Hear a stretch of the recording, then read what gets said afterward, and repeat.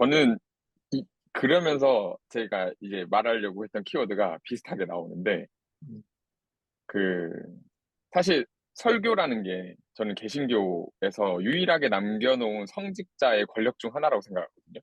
음, 그러니까 다른 성례는 다 던졌는데, 그러니까 그 구교에서 음, 설교는 저는 남겨놨다고 생각해요. 성찬도 있지만. 근데 유일하게 개신교에서 그나마 가장 크게 작용하는 게 그 목사의 설교권이라고 보는데, 그럼 이 설교권을 다양한 관점에서 포괄적으로 할 때, 과연 목회자가 아닌 사람에게 넘길 수 있냐부터, 또, 꼭 그러면 전문가가 또 해야 그것도 설교냐. 음, 뭐 이런 생각도 들고. 그래서 저는 만약에 종교개혁이 일어나면, 근데 개신교가 마지막으로 버릴 수 있는 건 성직자의 설교권이 아닐까라는 생각을 해봤어요. 혼자. 그냥. 그러니까 뭔가 개혁해야 될 게 남아있다면 설교지 않을까? 거기에는 근데 모든 게 다 맞아 떨어지는 것 같아요. 설교라는 게 목사 한 사람이 하고 있고 현재 교회 시스템에서 음, 한 사람의 말이 뭐 그 한 사람 한 교회를 만약에 30년 다녔으면 저희 부모님 세대 같은 경우는 30년 동안 일주일에 적어도 3번 정도 듣잖아요. 교회를 열심히 다니는 거예요. 음, 일주일에 3번씩 1시간 넘게 그 사람의 말을 지속적으로 들으면 음, 엄청 큰 그 영향력을 미칠 것 같다는 생각이 음, 들거든요. 음, 음, 근데 이 부분도 그럼 포괄적이지 않잖아. 한 사람의 말을 계속 들으면. 음, 듣는 청중도 포괄적이지 않아지고, 음, 어, 맞아요. 설교와 세뇌의 차이. 음.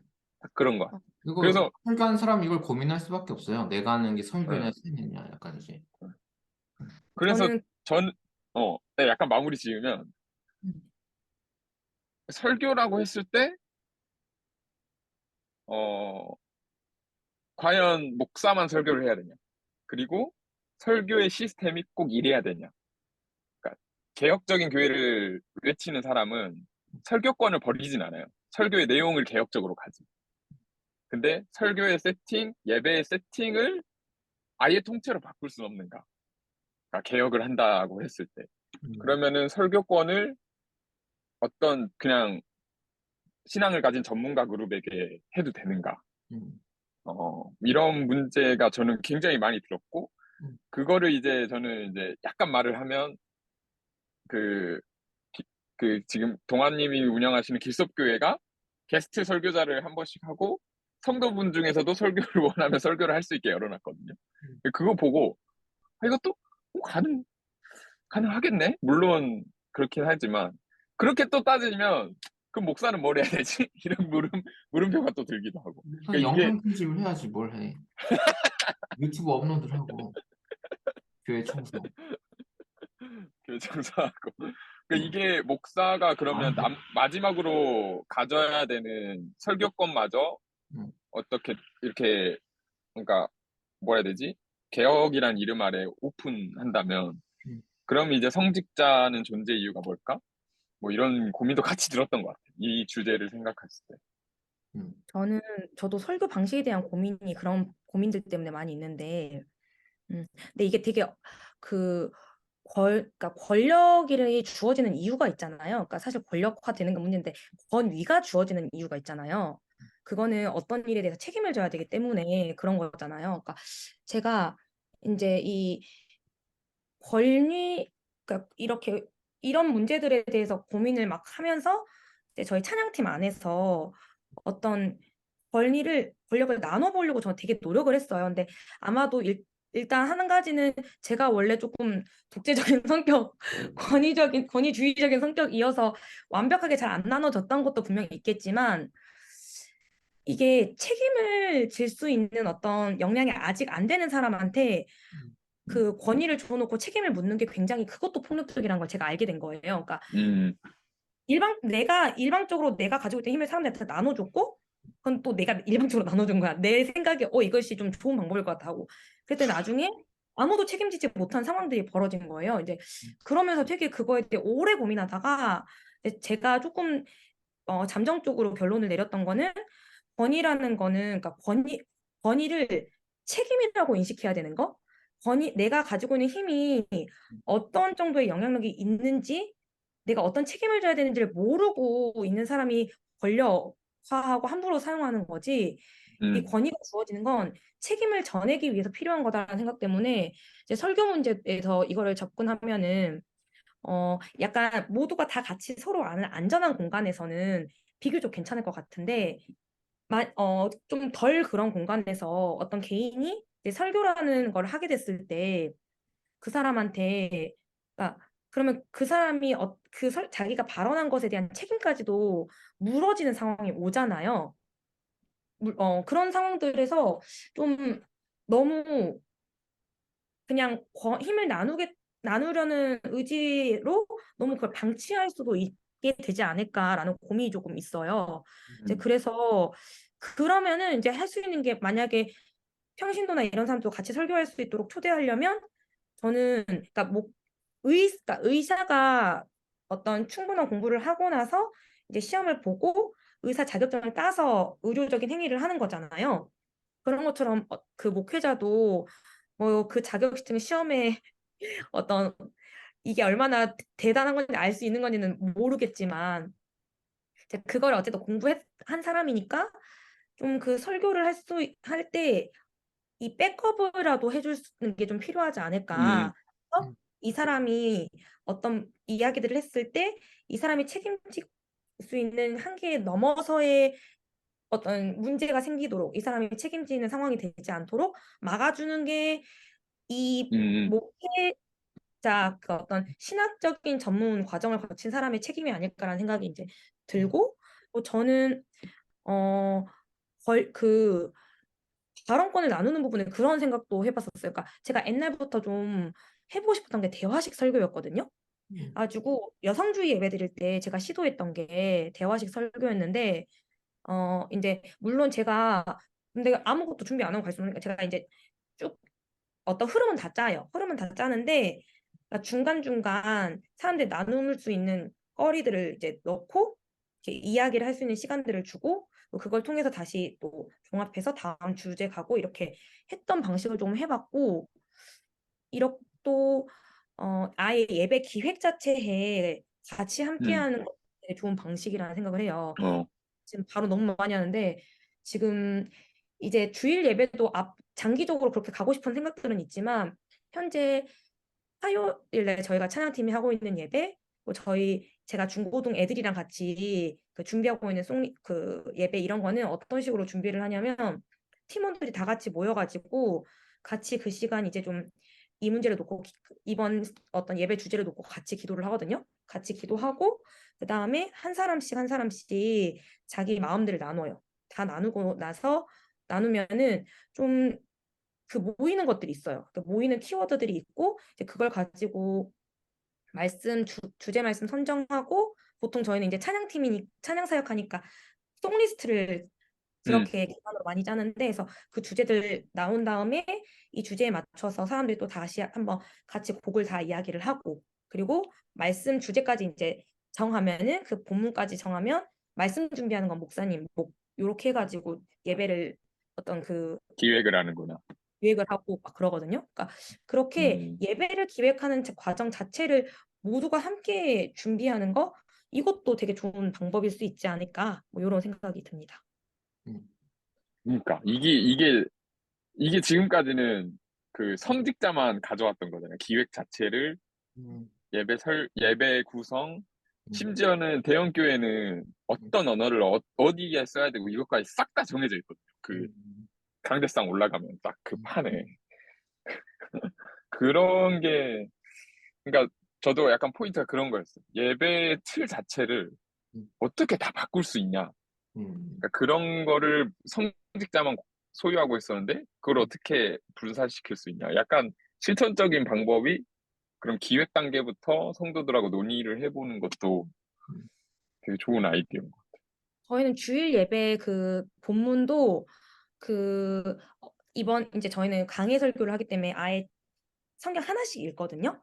그래서 이 성경 끝나고 나면은 목사님이 제안해요. 사람들한테 혹시 어떤 말씀 앞으로 읽었으면 좋겠냐. 근데 사람들이 보통의 사람들은 근데 관심이 없어요. 근데 무엇이 그렇게 하지. 될지잖아요. 보통은 그러잖아요. 근데 그러면 목사님 몇 가지 이렇게 투표를 올려 카톡에 쭉 올려요. 음, 그다음에 사람들이 그 투표하고 또 이제 그 중에 어떤 사람들은 하나를 제안하죠. 이게 누가 제안하면 그럼 이제 사람들이 또 그쪽 몰려. 이거 들어보고 싶다 하면서. 그래서 그렇게 우리가 어떤 책을 함께 읽어가지고 본문 선정이 되니까 음, 함께 진행되는 거예요. 교회 성도들 다 같이. 음, 그래서 그거까지는 하고 있어요. 음. 네, 창현님? 저는 조금, 어, 어떻게 보면은 보수적인 얘기일 수도 있는데, 음, 저는 약간 그럼에도 불구하고, 성직자에게 설교권이 주어져야 되고, 예배를 기획함에 있어서, 성직자의 비중이 그래도 좀 높아야 된다라는 얘기를 한번 음, 해보고 싶은 건데, 그러니까 이게, 그러니까 지금 문제가 되는, 어, 이유가 사실 이 성직이라는 것도 하나의 어떤 전문성이 필요하고 또 하나의 어떤 종교 권력인데 이게 지금 특정 집단한테만 너무 몰빵이 되어 있는 게 사실 문제인 거잖아요. 그러니까 예배라는 것도 이게 기독교 역사 안에서 어떤 방식으로 형성이 되고 발전이 되어 왔고 유지가 되어 왔는지 그런 전통들을 공부하는 것도 상당한 시간과 에너지가 많이 필요한 것. 그리고 설교라는 것도 뭐 제가 이제 언어에 대한 얘기를 했지만 계속해서 그러니까 저는 목사는 책을 끝까지 손에서 놓지 않는 사람이라고 그래야 된다고 생각을 하거든요. 근데 음, 그 이유가 이제 어떻게 하면은 그런 섬세한 언어를 사용할 수 있을지. 근데 이거는 사실 어 설교자에게 주어진 어떤 큰 책임이라고 봐요. 그리고 설교자만이 또 하기에 유리한 거이기도 하고, 왜냐면 설교하고 예배 기획하고 사람들 음, 돌보라는 어떤 그런 책임이 있는 거니까. 근데 이게 사실, 잘 안 되기도 하잖아요. 일반 성도님들은 뭐, 각자 이제 또, 어, 어떤 그 삶의 어떤 일터나 뭐 일상생활이 있기 때문에 그 성직자들만큼의 어떤 시간과 에너지를 들이기가 좀 어려우신 부분이 있어서 그런 것들을 더 종교의 언어로, 그리고 좀 더 정교한 언어를 사용해서, 이렇게 뭔가, 그리고 그 기독교의 어떤 전통을 더 이해하고 있는 그런 사람들이 조금 더 책임을 갖고 이제 하는 게 그래서 필요하다고 생각을 하고, 저도 이제 좀 뭔가 그런 경험을 한번 해봤거든요. 그러니까 제가 지금 교회에서 하고 있는 것 중에 청소년 친구들과 함께 한 달에 한 번은 제가 설교를 안 하고 이렇게 공동 나눔을 하거든요. 근데 물론 그러니까 저도 그래서 이제 막 처음에는 그냥 말씀 딱 읽고 어떤 생각 드는지 그러니까 요 정도로 처음에 시작을 했는데 이게 생각보다 좀 약간 뭐라고 해야 될까요? 그러니까 그 말씀 자체가 우리에게 주는 어떤 메시지에 집중하기보다는 그냥 본인들이 약간 하고 싶은 얘기, 막 감정풀이 막 음, 이런 것도 하고 그러더라고요. 그래서 아 이게 뭔가 어느 정도의 조금 가이드라인은 있어야 되겠구나 싶어서 이제 뭔가 뭐 좀 본인의 감정을 이야기하기 전에 뭔가 그 성경 자체가 현재 나에게 어떤 메시지를 울림을 주는 것 같은지를 조금 더 생각해보고 그런 내용들을 한번 나눴으면 좋겠다. 뭐 이런 식으로 이렇게 가이드라인을 제시를 했었고, 그리고 어 이렇게 가정 예배를 많이 하라고 이제 그 제도권 교회에서 많이 얘기를 하잖아요. 가정 예배의 중요성. 근데 거기서도 이제 뭔가 가정 예배를 소위 한다는 청년들의 얘기를 들어보면은 이게 생각보다 잘 안 되는 데가 많더라고요. 그러니까 음, 부모님이 자식들한테 이제 뭔가 잔소리하는 어떤 음, 그런 시간으로 이제 뭔가 말씀 나눔 시간이 이렇게 전개가 돼서 가정 예배를 하면은 뭔가 역효과가 난다. 막 음, 그래서 이게 생각보다 좀 쉽지 않다는 거를 제가 좀 경험을 하게 되면서 음, 아, 이게 성직이라는 게 그 권위가 왜 필요할까에 대한 생각을 좀 하게 된 건데, 음.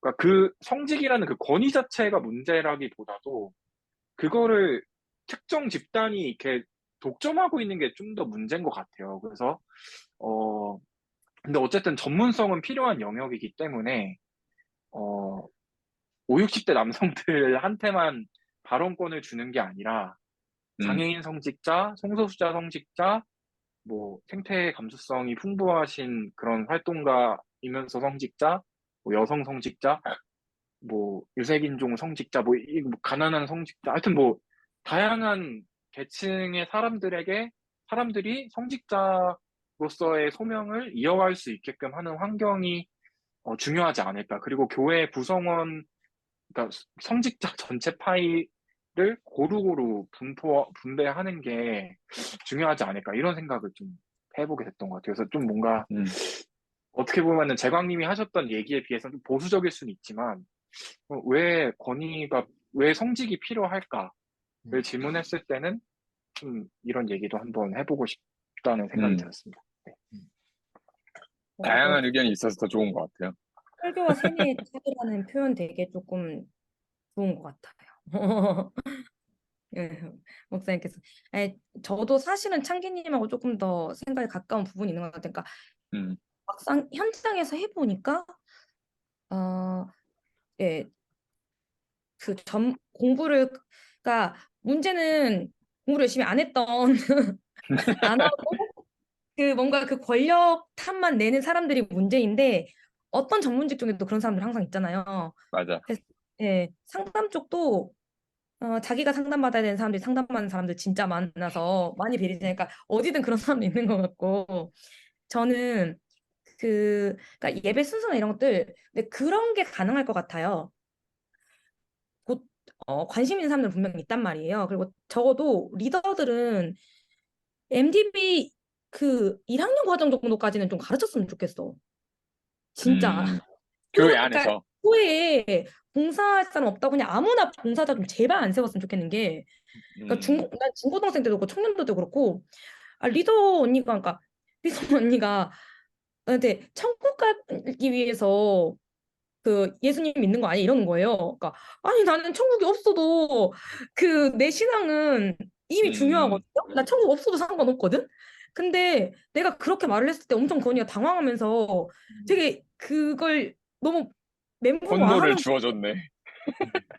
그러니까 이게 너무 리더들한테 너무 기본적인 신학 공부 교육이 전혀 안 돼 있어서 음. 이 리더들한테 어떤 말씀을 가르치거나 하길 바라는데 교회가 그런 걸 해주길 바라는데 리더들이 전혀 그런 준비는 안 돼 있고 이런 음. 게 너무 많더라고요. 그래서 저는 조금 어떤 리더를 세울 때 진짜 1학년 수준의 가장 기본 적어도 우리 기독교의 지금 이 교리가 어떤 역사 흐름 가운데서 정리된 건지 정도는 조금 알아야 뭔가 말하지 진짜 하여튼 그런 상황인 것 같고요.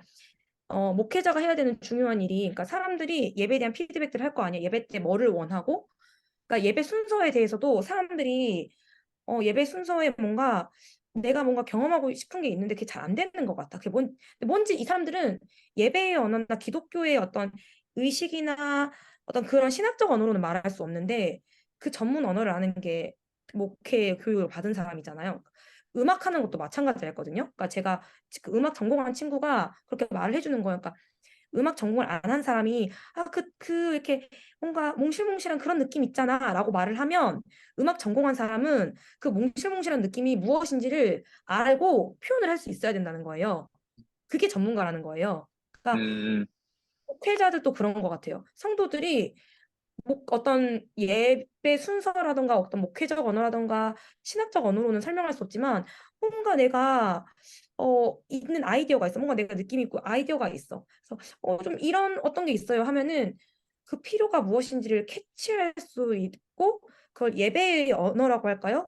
어떤 그걸로 접목시켜낼 수 있는 그러니까 그게 어떤 맥락에서 그러니까 예배 순서도 목사들이 그냥 하니까 해서 문제지. 만약에 내가 이 예배 순서가 하나하나가 다 어떤 의미인지를 어떤 역사적 맥락에서 나왔는지를 잘 알고 있으면 어떤 성도가 우리 예배 때는 이거 왜 안 해요? 아니면 뭐 좀 이런 거 있었으면 좋겠는데요? 했을 때 그게 무엇인지를 예배 순서에 그걸 가지고 올 수 있단 말이에요. 그래서 저는 목회자의 역할은, 그러니까 평신도가 설교를 할 수 있냐, 뭐 하면 안 되냐, 진짜 이게 문제가 아니고 그 모든 이 교회에 다니는 사람들의 그 모든 갈증, 필요 이런 것들을 이 기독교 전통 안에서 하고 있는 그 언어로 정리해서 제공할 수 있는 사람이어야 된다. 이렇게 생각이 들어요. 음, 여기 약간 키워드는 피드백이 일단 가능해야 된다는 점. 음, 교회 음, 안에서. 맞아요. 맞아요, 맞아요. 진짜 너무 맞아요. 중요한 것 그리고, 같아요. 그리고 교회에서도 어느 정도의 신학적인 교육을 통해서 음, 성도들도 음. 좀 교육 받아야 된다는 리더들도. 저는 근데 동환 목사님 네, 뭐 더 이렇게 아니에요. 동환 목사님은 실제로 개척해서 이제 부딪히고 계시잖아요. 음, 음. 이렇게 쭉 들어보면서 네. 많은 생각이 잠기신 것 같아요. 많은 건 아니고 일단 한 두 가지 정도 생각나는 거. 하나는 성직이라는 표현도 우리가 아까 언어 감수성 막 이런 얘기 했잖아요. 그래서 음, 왜냐면 이게 직업이라는 것에 거룩을 붙인 거잖아요. 그러니까 그냥 우리끼리 얘기할 때는 상관없는데 다른 직업 전문성을 가진 사람들한테는 또 그게 차별적 언어가 되니까 그냥 종교 직업, 종교지. 네, 맞아요, 맞네. 종교 생각을 하면 될 것 같고 그렇죠. 나중에 이렇게 듣는 분들이 그 종교직이라고 하는 그러니까 그걸 뺀다는 거는 뭐 하나님의 소명이고 이런 거는 그냥 다 주관적인 각자 가지면 뭐 되고 아님 말고 알아서 하라는 거고 객관적인 전문성을 어떻게 쌓을 수 있는 거냐 이제 이 문제가 되는 거고 첫 번째는 근데 두 번째는 신학 교육의 문제라고 하면은 이거 어떤 게 필요하면 예를 들어서 아까 천국 막 얘기했잖아요. 저는 사실 개인적으로 저는 천국이 중요해요, 사실은. 그러니까 죽음 이후가 음, 저는 더 중요해요, 사실. 왜냐면 이제 저도 살 날이 얼마 안 남았고. 네, 그래서 이제 큰일 난다. 큰일 난다. 이거 듣는 사람 지금 제가 왜냐면 40, 좀 맞습니다. 홍희식 목사님 풀이다. 이거 다 아, 어떻게 그냥 지금 살아온 말만큼 살 수 있겠다, 약간. 어쨌든. 근데 약간 절반을 넘어가는 과도기잖아요. 그러면 이제 어쩔 수 저는 물리적으로 죽음 이유가 더 중요해. 약간 이건 농담이고, 근데 뭐냐면 전문성은 탁월하 계속 쌓아가야 하는데 제가 볼 때 중요한 거는 예를 들어 신학 지식으로 따지면 무조건 또 그것도 권력이 되잖아요. 이게 종교 공간 안에서 전문성은 리더십들이나 목사 누군 전문성은 쌓아가되 과연 그게 어떤 권력으로 작동하지 않을 수 있는 것도 전문성이 돼야 되는 거예요. 그러니까 맞아.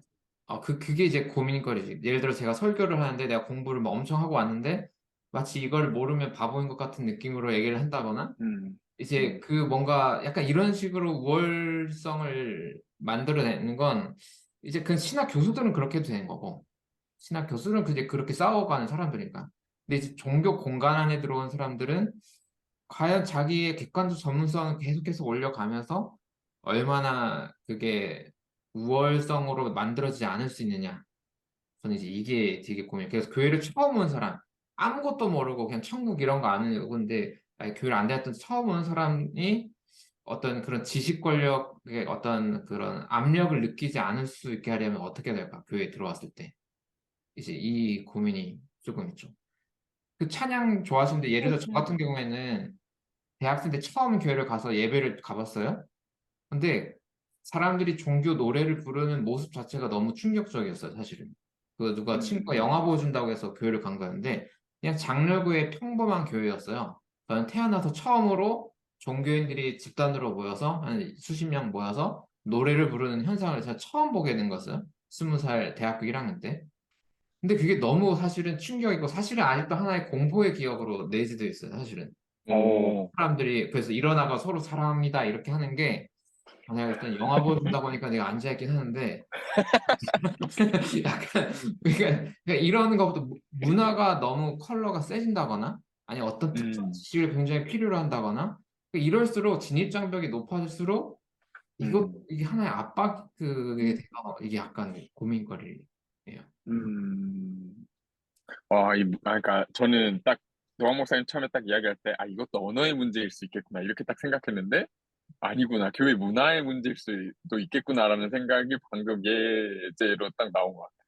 그러니까 어떻게 보면은 흔히 교회 오래 다니는 사람은 청년들은 다 찬양 좋아할 거다. 저도 그렇게 생각을 하고 있었고 이게 약간 스테레오타입이 있었는데 근데 꼭 그러지 않을 수도 있겠구나라는 생각도 들었고 어떻게 보면 저는 찬양이 거의 디폴트 값이라고 생각했는데 젊은 청년 사역 찬양 디폴트 이거였는데 안 그런 청년도 있을 수 있고 또 뭐 찬양 좋아하는 사람은 아까 전문성 있는 찬양을 전문적으로 하는 교회 갈 수도 있고 또 그게 싫은 사람은 좀 더 자유로운 분위기에서 그런 위압감 없는 교회를 찾을 수도 있고 신학 지식이 됐든 찬양 음악이 됐든 뭐든 이게 어쨌든 파워가 되잖아요. 이런 것들도 필요하긴 한데. 음, 근데 저는 찬양 되게 부러워요. 참고로 저는 이거 배우고 싶고 막 약간 희영님한테 강의 듣고 싶고 막 사실 그런 거예요. 그럼 이제 교회에 익숙해졌으니까. 어. 저는 근데 그 약간 20살 때만 그랬다는 거죠? 네네 목사님. 처음 교회에 들어갈 때. 그 커뮤니티라는 거를 교회가 약간 그러니까 그 교회가 커뮤니티만에 머무르면 안 되는데 제가 최근에 페이스북에서 어떤 사람이 그러니까 락 장르별로 뭐 어떤 장르를 좋아하는 사람 어떤 장르를 좋아하는 사람 막 이런 뭐 나누는데 그러니까 어떤 취향이라는 말을 했는데 그 사람들이 그렇게 말을 하지만 그건 하나의 공동체 이렇게 그 공동체다 뭐 이런 표현들을 했었어요. 그러니까 사람들이 그러니까 좀 뭔가 언제나 소속되고 싶어 하잖아요. 그래서 그 어떤 내가 소속감을 느낄 수 있는 어떤 공간에서 이제 취향이 공유가 되잖아요. 그래서 약간 취향이 원래 내가 가진 취향도 만나겠지만 그 취향을 좀 이식받기도 하잖아요. 그러니까 교회들이 그러니까 저희 교회도 저희가 답이라고 생각 안 하거든요. 그리고 심지어 저희는 스스로 알아요. 엄청 마이너하다는 거를 최근에 진짜 많이 알게 된 게 제가 이제 다음 세대를 살리기 위해서 센 음악을 쓴다고 할 때, 좀 저희가 원하는 거는 진짜 마음껏 표현할 수 있는 애들을 키우고 싶어서이긴 한데 사실 우리나라의 청년들이 특히 교회 다니는 청년들이 저희 음악은 진짜 안 좋아하거든요. 저희는 그 약간 그 이제 외국 스타일의 그런 노래들을 많이 쓰고 좀 EDM 쓰고 이러는데 이게 취향이 맞는 사람들끼리 좋아한 거예요. 오히려 마커스 노래 같은 걸 더 지금 청년들은 좋아하거든요.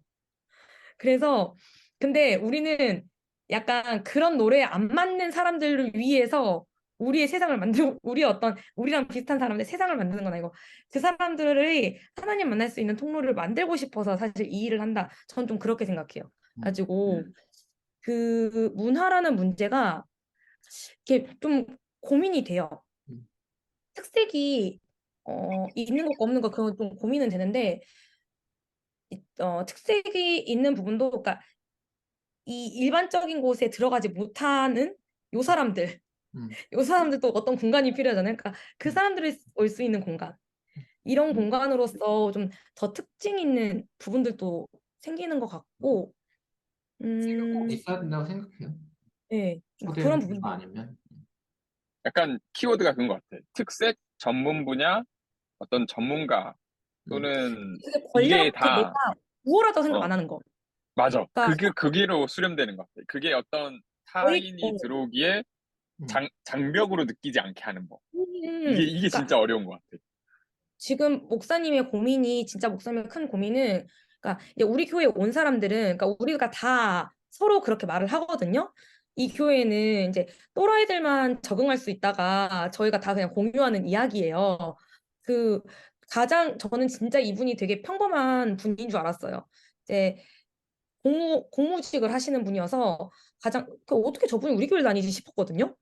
근데 우리가 그 작년에 이제 초청 이렇게 잔치를 했어요. 가을에.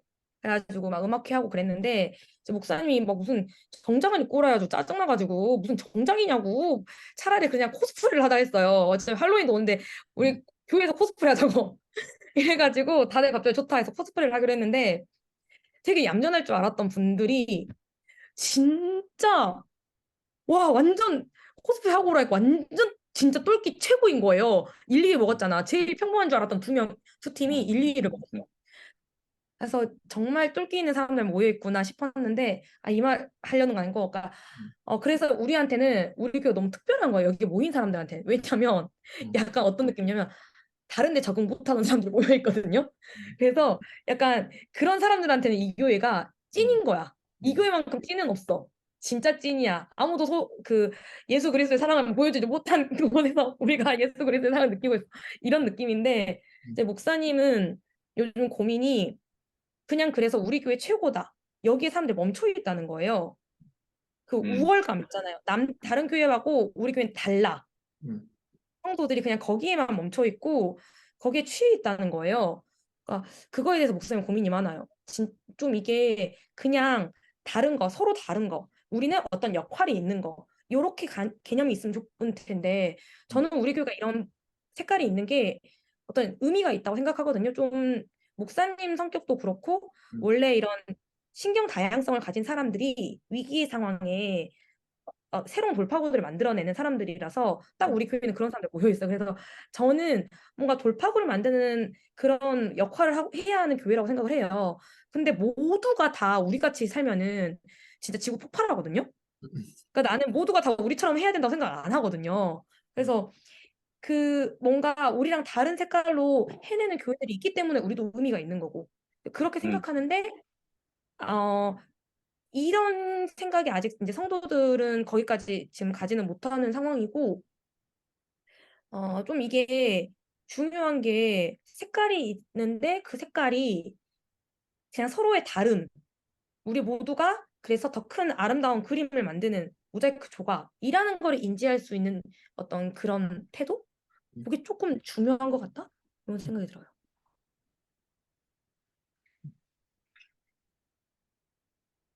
근데 뭔가 희영님 교회여서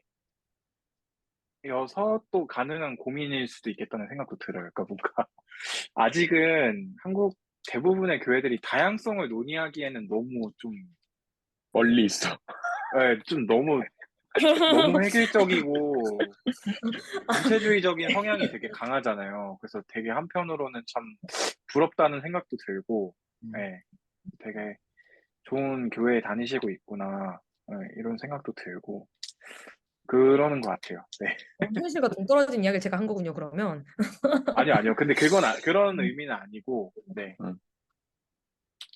교단과 동떨어져 계시죠. 맞아요. 그리고 이제 설교 이야기하고 있는데, 그러니까 만약에 설교에 대해서는 조금 목회자의 전문성이 필요해서 설교권을 줄 수 없다, 뭐 이것까지는 아니지만 전문성을 더 확보한다면 그것도, 그러니까 저희 지금 교회가 하고 있는 것 중에 묵상 나눔을 하거든요. 그러니까 보통 간증 시간 있는 교회들이 있잖아요. 근데 그냥 간증하라고 하면 하나님께서 나를 이렇게 해주셨습니다. 이런 거 많이 하게 되잖아요. 근데 일부러 저희는 그러니까 말씀 구절 묵상한 내용을 이제 나누게 해요. 예배 순서에 그걸 넣어놨거든요. 그래서 어 그거를 좀 그때 다양한 성도들의 목소리가 나와요. 그리고 되게 거기에서 사람들이 그러니까 목사님 설교는 어쨌든 그냥 목사님 설교니까 목사님이니까 이렇게 받아들여지는 내용도 성도들이 묵상으로서 이걸 나누면 다르게 받아들이더라고요. 그래서 설교는 사실 좀 책임이 많이 따르는 부분이어서 전 조금 조심스러운데 묵상 나눔은 좀 좋은 대안이 될 수 있는 것 같고 묵상 나눔 하라고 하면은 설교하는 분들이 있긴 있어요. 그러면 그거는 서로의 안전을 위해서 그분의 안전과 또 성도들도 꼭 그런 분들은 또 자기 말이 맞다고 하시는 분들이잖아요. 그 성도들의 안전을 위해서 이렇게 묵상 나눔 꼭 개인적인 묵상으로 나눠주십시오. 설교하는 것처럼 하지 마십시오를 이제 안내해요. 이제 그게 좀 안전장치 같은 것도 같이 있으면서 발언을 할 수 있는 기회를 좀 많이 주려고 노력하는 거? 그것도 방법인 것 같아요. 그리고 근데, 뭔가, 먼저 말씀하세요. 아니. 네. 그럼 제가 빠르게. 어, 찬양을 선곡할 때도 결국에는 또 언어의 문제인데, 너무 신학적인 개념이 많이 들어간 찬양을 선곡하는 것도 좀 장벽이 너무 높을 수 있겠다. 그러니까 뭐, 예를 들어서 뭐, 독생자 예수, 뭐 이런 것도 그렇고, 언어가 하나님의 뭐 주권, 뭐 이런 것도 너무 좀, 뭔 소리지? 막 이럴 수 있잖아요. 그래서 뭔가, 예를 들면은, 이지은 선생님 뭐 그 모습 그대로, 뭐 이런 찬양, 뭐 그 모습 그대로 오시오, 뭐 당신의 모습 그대로, 뭐 주님은 당신의 모습 그대로 뭐 사랑해, 뭐 이런 되게 단순한 가사가 들어가 있는 아니면은 뭐 사랑의 나눔 있는 곳에라든지, 아니면 뭐 당신은 사랑받기 위해, 뭐 이런 가사 되게 좀 기독교인이 아닌 사람들도 쉽게 좀 이해할 수 있는, 너무 그 신학 개념 자체를 막 그대로 이렇게 표현한 가사가 아니라 조금 더 뭐라고 해야 될까요? 종교의 색채를 덜 띠고 있는, 그렇지만 또 깊이 있는 신학을 담고 있는 언어들을 개발하는 게 또 이 종교 직업을 가진 사람들의 어떤 역할이 아닐까라는 생각을 해봤고, 그리고 찬양 자체도 뭔가 음악적으로 지금 우리가 교회에서 많이 부르고 있는 복음성가들이 음역대가 남성 중심적으로 이렇게 딱 맞춰져 있다는 얘기를 제가 몇 년 전에 들었는데, 그러니까 다 높은 거예요. 그러니까 뭐 두 번째 플랫 도를 넘어가면은 뭐 여성들은 조금 힘들다. 여성의 어떤 그 음역대를 가지신 분들은 좀 힘들어 하신다. 음. 이런 얘기를 들었거든요. 그래서 저도 뭔가 옛날에는 막 2옥타브 미 막 이렇게 막 그 지르는 맛이지 참 복음성가는 막 이랬다면은, 이제는 다 뭐 1옥타브 뭐 C를 최대한 안 넘기는 쪽으로 좀 코드를 바꿔서 반주를 한다거나 그렇게 하고 있는데, 뭔가 그렇게 그 음악적인 요소도 한번 좀 고려해보는 것도 되게 중요하지 않을까. 그러니까 뭐 다양한 장르도 말씀을 하셨지만 이렇게 음역대에 맞아요. 관한 고민도 있으면은 참 좋겠다는 생각을 했어요. 네. 완전 동의. 저 원래 말이 많아가지고 음역대 나오니까 내가 진짜 말 안 할 수가 없어서. 그러니까 저는 교회 다니면서 이제 물론 전 교회가, 그러니까 모교회가 기도를 엄청 빡세게 시키는 교회이기도 했는데 그래서 목이 쉰 것도 있었지만 노래가 그러니까 진짜 부를 수가 없는 거예요. 맨날 레미레미인데, 그러니까 음. 그 한국 여성들 음역대가 그러니까 시도가 약간 넘어가는 음역대가 남자랑 여자랑 이렇게 사도 그 4개 정도의 차이가 나요. 그래서 이렇게 보통 한국 노래들이 이제 그때 뭐 도레미 여기 후렴 가면 도레미에서 쫙 놀거든요. 그럼 진짜 이게 여자들 너무 힘든 거예요. 근데 그거를 그냥 못 낸다고 되게 많이 억지로 내야 하고 못 내는 게 노래를 못 하는 거고 그런 취급을 많이 받았었어요. 그러다가 이제 그 저희 뭐 예배 무슨 학교에서 이제 강명식 음악사님이란 분이 이렇게 그거를 설명을 해줬어요. 2키 정도 그래서 여자들은 내려서 부르면 좋다. 그때 제가 완전 그게 문제였구나를 깨달았고 제가 여성주의 예배 때 내가 여성주의 예배가 도대체 뭔지는 모르겠지만 이제 예배 찬양과 경배 이쪽 사역을 하면서 내가 제일 힘들었던 거는 딱 그 음역대 문제였기 때문에 모든 걸 키를 낮춰서 여자가 부르기 편한 노래를 부르는 게 여성주의 예배다 하면서 노래를 불렀어요. 낮춰가지고 그랬었고 지금은 사실 여성 예배 인도자가 진짜 많이 생겨가지고 여성 음역대에 맞는 노래들이 최근에는 진짜 많이 발굴이 되고 있는데 여성 인도자가 많이 생기는 것도 할 말이 많긴 한데 여성 인도자가 많이 생기는 이유 이제 미디어 시대가 되면서 이게 이런 게 된다. 그 인기가 있어요. 먹혀요. 음, 성 어, 인도자가? 그게 있어요.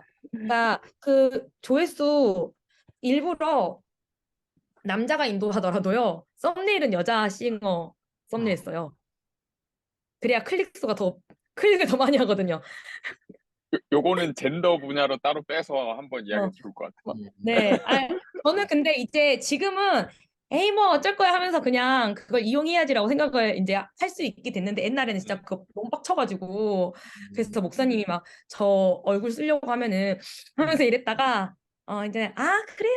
뭐 좋죠. 30대가 넘어도 그런 취급을 받다니 막 이러면서 근데 어, 그 음악에 대해서 좀 너무 좋은 이야기 하시면 제가 이제 논문 쓰려고 하는 거 그리고 저희 어떤 도구화 하려는 프로그램 하려고 하는 게 공동체 노래 짓기거든요. 가지고 이미 엘리자베스 노래를 처음으로 그거 해보면서 했던 거고 애들이랑 우리 중고등 애들이랑 같이 노래를 만들었어요. 그러니까 공동체가 같이 가사를 만들면 그러니까 이거는 너무 어려운 이야기처럼 들릴 수도 있지만 제가 얼른 논문을 써서 누구든지 할 수 있도록 만들어낼게요. 어쨌든 그래서 교회가 저는 같이 노래 하나 만드는 거 도전해보는 것도 재밌을 것 같아요. 음. 그러면은 그 가사가 이렇게 좀 그러니까 내용은 신학적인 내용들을 목회자가 좀 어떤 다듬으면.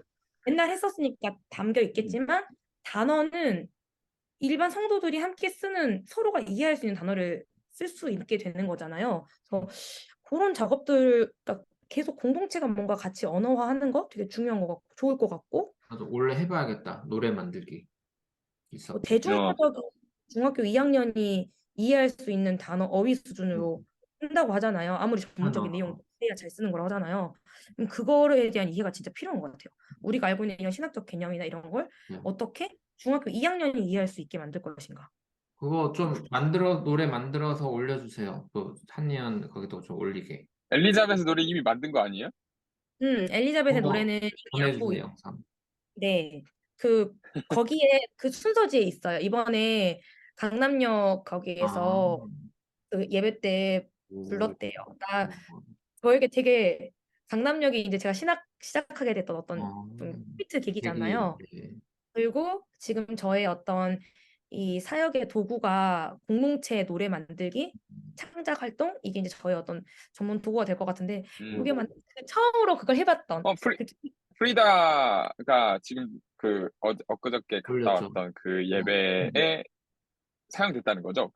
네, 그래서 아, 되게 뭔가 저한테 이게 만났어요. 또 좀, 엘리자벳 하면은 프리다가 또 공간 엘리자벳처럼 되게 핵심 음, 인물로 삼으시니까. 그거, 저, 맞아요.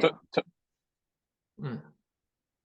저는, 네, 공유해달라는 거죠? 목사님? 노래 부른 거 있어요? 희영 전도사님이?